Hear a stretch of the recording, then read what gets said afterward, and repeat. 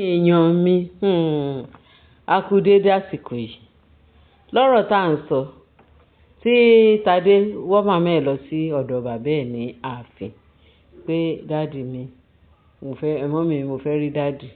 Wọ́n ní kò tí ì pé 30 minutes tí kábíyèsí tí Naomi dé ààfin láti lọ wo kábíyèsí pé kò pẹ́ kò jìnnà bí àwọn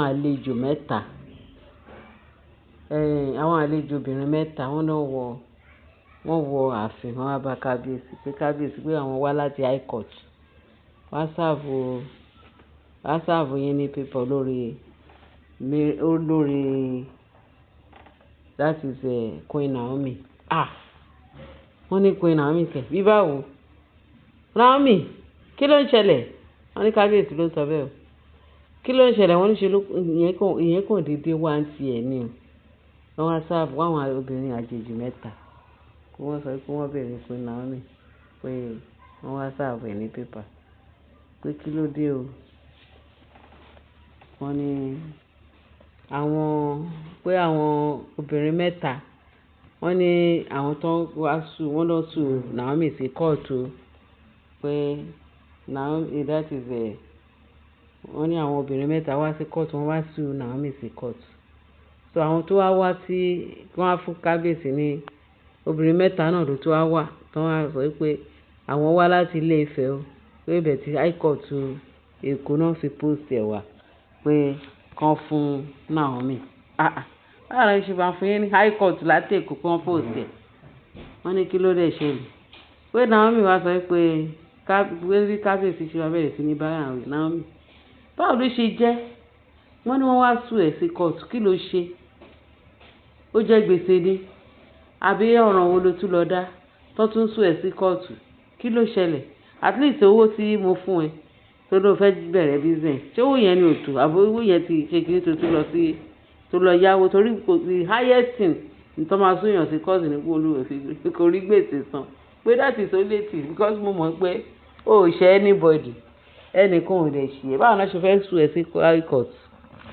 Ẹni náà mi wá sọ pé àkábíyèsí ẹni sùúrù kí ló wà nù pépà ẹ jẹ́ ká wo nǹkan tó wà nù pépà kàn kà òun báwo ló ń ṣe fẹ́ jẹ gbèsè ọlọ́run tí ẹ̀ ní jẹ́ ọlọ́run ṣe tòun ní gbèsè ó ní bóun ṣe wọ́n ní náà mi wá já lẹ́tà yẹn ó jẹ́ kí n kà ṣe bí òun náà sọ pé wọ́n kọ́ dárúkọ pé wọ́n wá sóhun sí kọjá kó òun ti ẹ̀ ká ń kà sí yín létí wọ́n ní bí náà mi ṣe já pépà nìyẹn tó bẹ̀rẹ̀ sí ní kà pé wọ́n ní nǹkan tó wà ń bẹ̀ ní pé wọ́n ní Mariam àti Ashley wọ́n níbẹ̀ ṣe Ashley ní ring leader àwọn Mariam Ashley àti olórí àti Tóbi lọ́ba mo ti ní mi pé wọ́n lólórí because àwọn olórí gidi ò ṣe bẹ́ẹ̀ yẹn lọ́ba ni wọ́n ń ṣe pálapàla rádaràda wọ́n ní àwọn tó wá sùn Naomi sí kóòtù ní pé kóòtù the main reason tó fi lọ sùn ẹ̀ sí kóòtù ni pé àwọn gbọ́ fìrìfìrì pé Naomi pé kò ní pẹ́ padà sáàfin wọ́n láwọn kan ti lọ sọ wọn pé wọ́n ní ẹwà ń bẹ̀ Naomi mà ní pé dé sáàfin wọ́n ní inú wọn ti ń dùn pé ààfin yẹn máa gbà wọ́n ẹni tó ń fáwọn ní hẹ́díkì ó ti lọ pé sìn àwọn làwọn láàfin sìn pé nígbà tó dẹ̀ gbọ́ pé Naomi ní pẹ́ dé kíákíá náà àwọn mẹ́ta yẹn ti lọ sùn Naomi sí court pé wọ́n ní nǹkan tó wà nù pépà ni pé kọ́ ní kí Naomi kó lọ denounce rẹ̀ pé òun ṣe queen ní Ilé Ifẹ̀ pé ẹlẹ́ẹ̀kejì ní pé kí náà tún sọ pé ó tún ṣe o wọ́n ní kó tún sọ pé òun kì í ṣe yèyé ló àmọ́ ẹlẹ́ẹ̀kẹta wọ́n tún ní kó sọ pé kó yọ Ògúnwùsì kúrò nínú orúkọ ẹ̀ pé láti èní lọ kúrò nínú kínní kó yọ Ògúnwùsì kúrò nínú orúkọ ẹ̀ pé kó tún yọ kí ló tún ṣe nǹkan tó tún sọ o pé gbogbo oṣù gbàgbé kéré so wọ́n ṣàní nǹkan bíi mẹ́ta bíi mẹ́rin náà kà sí lọ́rùn pé kó yọ pé torí òun husband snatcher lòun pé kó kọ gbogbo ẹ̀ sí inú kínní bẹ́ẹ̀ pé nǹkan tó fi torí ẹ̀ invite ẹ̀ tó sùn ẹ̀ sí kóòtù ni pé òun husband snatcher ẹ̀wọ̀n òun kọ́ denounce orúkọ ẹ̀ pé òun ṣe Queen Ilé Ifẹ̀ mọ́, kó dẹ̀ yọ orúkọ Ògúnwùsì kúrò ní orúkọ ẹ̀ látẹ̀ni lọ, ó sì torí ẹ̀ ní reason tán fi sue ẹ̀ sí court. Wọ́n ní Ashley òun ló sign pẹ́pẹ́pẹ́pẹ́. Wọ́n ní Ashley dẹ́ ìwà lọ Twitter níbi tó ti lọ jẹ poison tó lọ fọmọ ọlọ́mọ tó ń rọ́ tó tínú ẹ̀ kún, wọ́n sọ pé tó di wàhálà dé lórí sí lọ́rùn tó fi wà lọ sí. Wọ́n ní láti ibi 3-4 days ló wà lọ Twitter pé bí kábíyèsí kan ṣe tẹ ọkọ̀ létí nìyẹn, mo lọ bá lọ Twitter kó ní Ashley ó ní kí Queen Naomi dúró wọ́n bọ̀. Wọ́n bí kábíyèsí ṣe dé hospital ló béèrè pé Ashley, wọ́n ní bá Ashley kàn ṣe rí kábíyèsí, ọkọ òun o, olówó orí òun o, kíní kan gbádàkodò, òun original kíní ọkọ òun àtàtà. Wọ́n ló bẹ̀rẹ̀ ọkọ òun wá lóhùn lọ hospital, inú òun dùn kábíyèsí láti jọ́ ìtóhun ti wà lọ hospital ẹ̀ tí ìwà sọ pé báà lára òun ṣe jẹ́ báà ló ṣe pé inú òun dùn pé kábíyèsí wá rí kí òun lọ hospital lẹ́nu. Kábíyèsí ní kó gbé ẹnu burúkú dànù. Ashley pé kí ni mo ṣe fún ẹ? Ashley kí ni mo rà nínú gbá ẹ tí mi sanwó? Ashley kí ni nǹkan tó rí nínú live mi tó sọ pé ò ní fún mi lọ́kàn balẹ̀? Ashley jọ kúrò ní live mi. Ashley kúrò nínú ayé mi. Kí ló dé tó fi pé ó fi yan ẹ̀bi fún mi pé nítorí pé kiri pé tí mo fi mú ẹ, tí mo fi fẹ́ ẹ wá sí, tí mo fi mú ẹ sá, tí mo fi gbẹ̀ láyè láàfin. Kí ni ẹ̀ṣẹ̀ mi ẹ̀ṣẹ̀ mi tí mo ṣẹ̀? Tí bá ń ṣe ò dẹ̀ sọ fún mi kí n dáríjì mi. Kí ni mo rà nínú gbá ẹ? Ashley kí ló dé tó yàn pé ó fẹ́ pa mí, ò ní fi mí lọ́kàn balẹ̀ ní ààfin? Pé Ashley mo á wọ̀n ẹ̀ gba pépà tí tọkọ wá fún mi, yẹ gbà. Wọ́n ní bá Ashley ṣe kọ́ ni. Wọ́n bá Ashley ṣe bẹ̀rẹ̀ sí ní kà.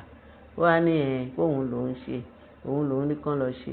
Báwo ni Naomi tún ṣe fẹ́ padà sáàfin? Wọ́n gbọ́ pé Naomi fẹ́ padà. Kò dẹ̀ mọ̀ pé ṣẹlẹ̀ Naomi already wà láàfin.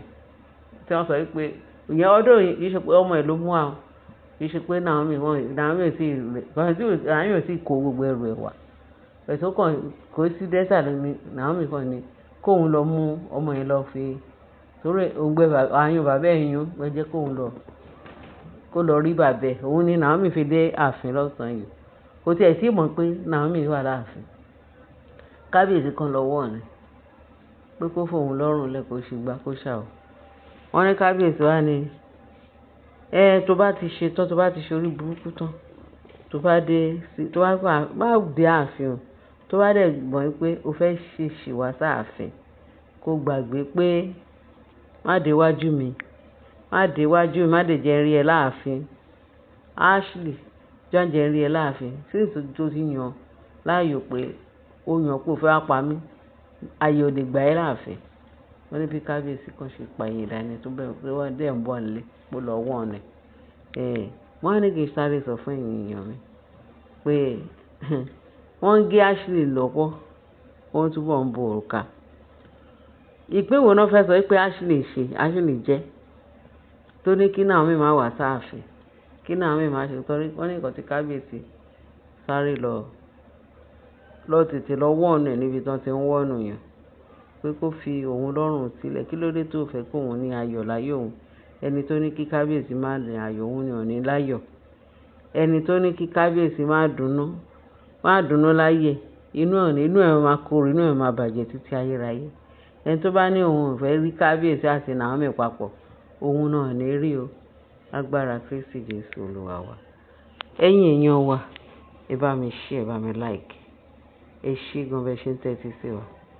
Ẹ ṣé wọn kú tí ìgbọ́ àbọ̀ Ọlọ́run adájú.